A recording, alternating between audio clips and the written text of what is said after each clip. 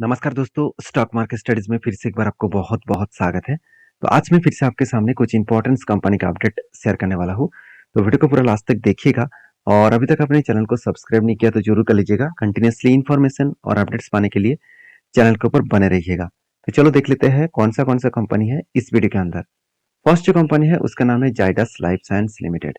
तो Zydus life science limited जो देखा जाए तो इस कंपनी के बारे में बात करूं तो इस कंपनी को मतलब अभी भी कोई छोटा मोटा कंपनी है। इंडिया के एक लार्जेस्ट फार्मास्यूटिकल्स कंपनी है।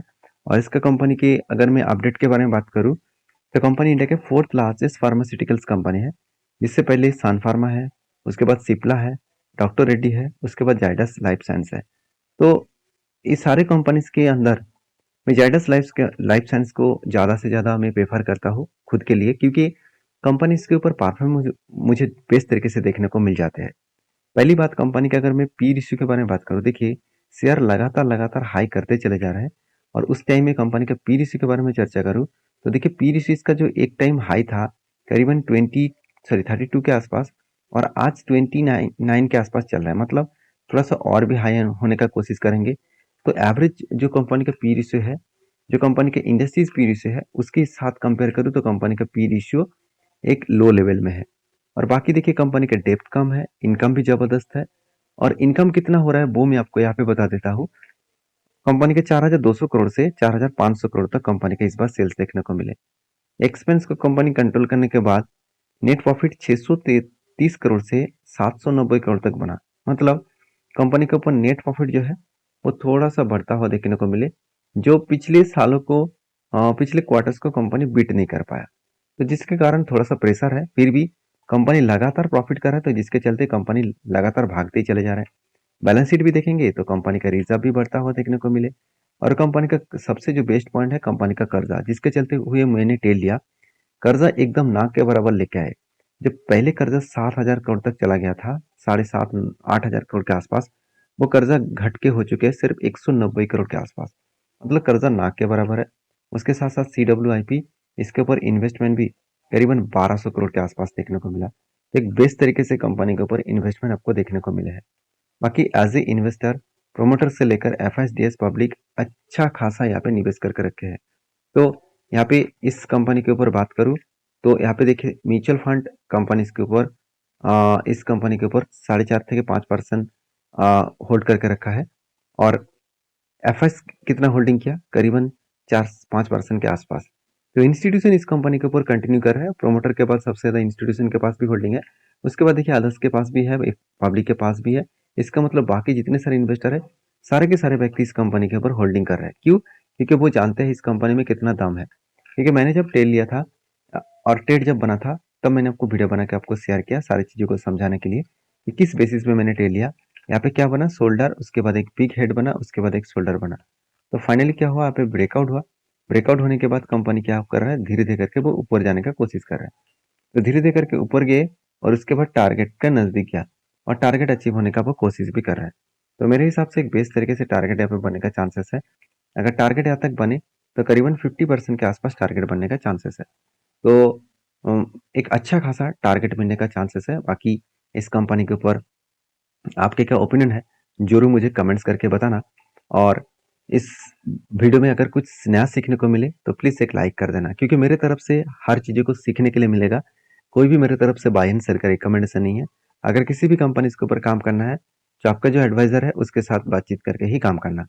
नेक्स्ट जो कंपनी उसका नाम है पॉलीकैब। देखिए पॉलीकैब के ऊपर मैं पहले ही बोल चुका हूँ कि पॉलीकैब एक ऐसी कंपनी है जिसके ऊपर हर किसी का फोकस होना चाहिए। तो फाइनली जिसका मैं इंतजार कर रहा था, फाइनली वो घड़ी मेरे हिसाब से आ चुके हैं। क्योंकि मैं पहले यहाँ पे जब गैप डाउन में ओपन हुआ था और बिग फॉल हुआ था 20% से भी ज़्यादा, 30% के आसपास, तो जब ग्रीन कैंडल बना उसके ऊपर मैंने एंट्री लिया, इस जगह पे एंट्री लिया। और मेरा टारगेट था यहाँ पे गैप का जो फील है, इस गैप का फील तक मेरा टारगेट था।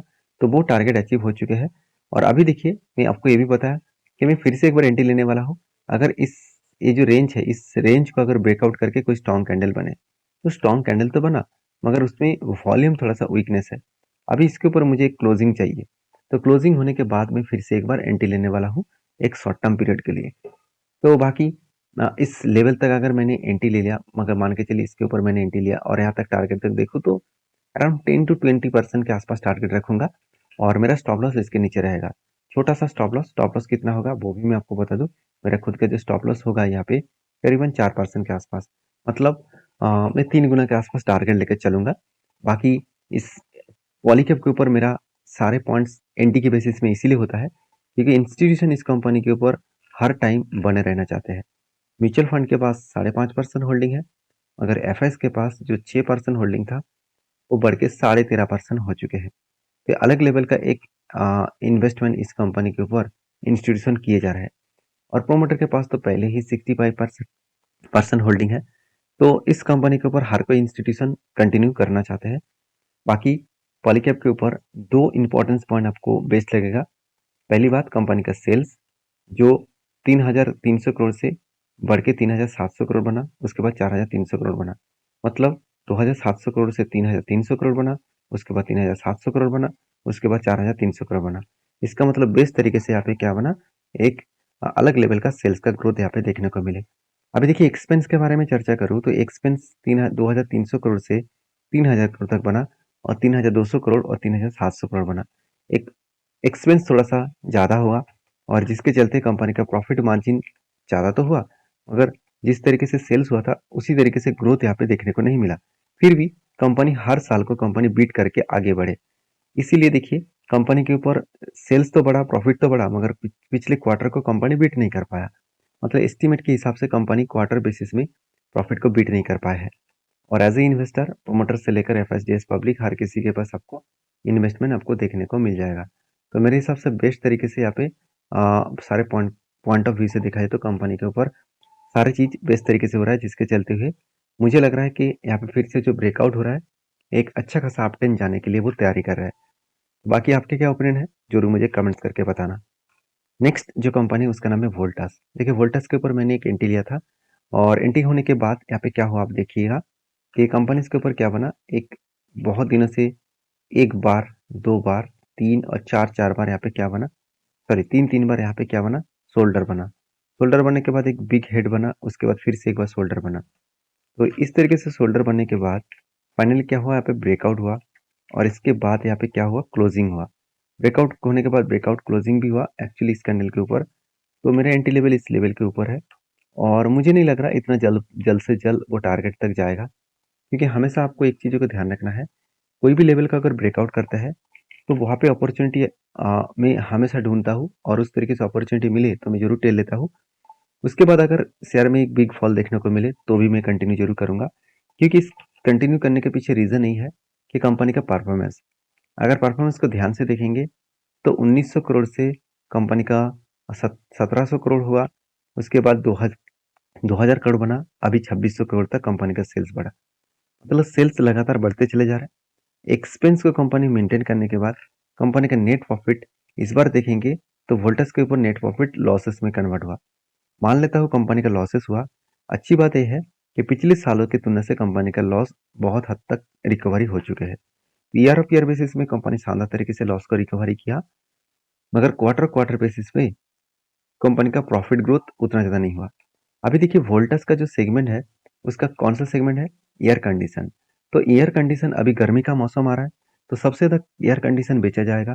तो इस टाइम ही कंपनी का ग्रोथ आपको जरूर दिखेगा। अगर मैं इस डेटा को ध्यान से आपको साथ शेयर करूँ तो दिसंबर के बाद मार्च का क्वार्टर आपको देखने को मिलेगा।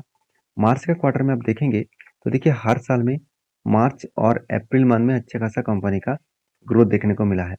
जैसे मार्च का जो क्वार्टर है, जो प्रीवियस मार्च का क्वार्टर आप देखेंगे तो देखिए 143, यहाँ पे मार्च का डेटा है, मैं थोड़ा सा जूम कर देता हूँ, हाँ 143 हुआ।